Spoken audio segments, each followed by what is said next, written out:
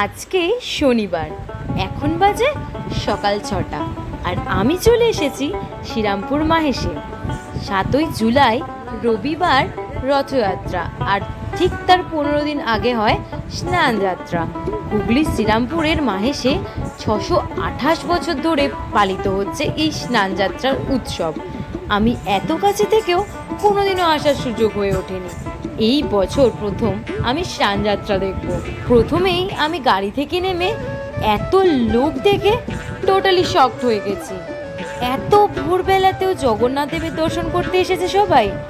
প্রতি বছরই নাকি জগন্নাথ দেবকে মন্দির থেকে বার করে এই স্নান মন্দিরে আনা হয়। তারপর সব রকম রীতি নীতি মেনে ঘাস খরা দুধ ও গঙ্গা জল দিয়ে জগন্নাথকে স্নান করানো হয়।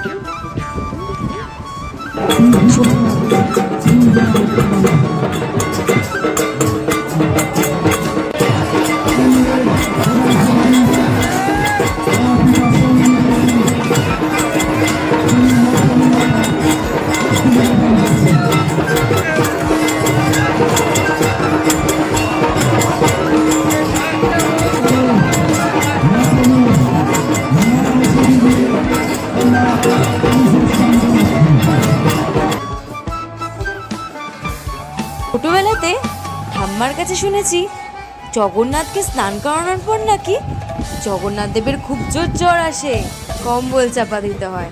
এখানে স্নান করানোর পর জগন্নাথ দেবকে গজবেশ পরানো হয়। এতক্ষণ আমি তো থাকতে পারবো না, অফিস আছে তো, তাই যতক্ষণ থাকা সম্ভব তাই ততক্ষণ থেকেই সুন্দরভাবে জগন্নাথ দেবের দর্শন করে আজ আমি নিজেকে ভাগ্যবান মনে করছি। আমি একটা কথা খুব বিশ্বাস করি, যদি ভগবান না চায় তাহলে কিছুই সম্ভব নয়।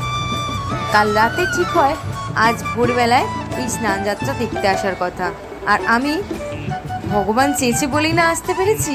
মানে সবই আর কি জগন্নাথের ইচ্ছা, বলো জয় জগন্নাথ।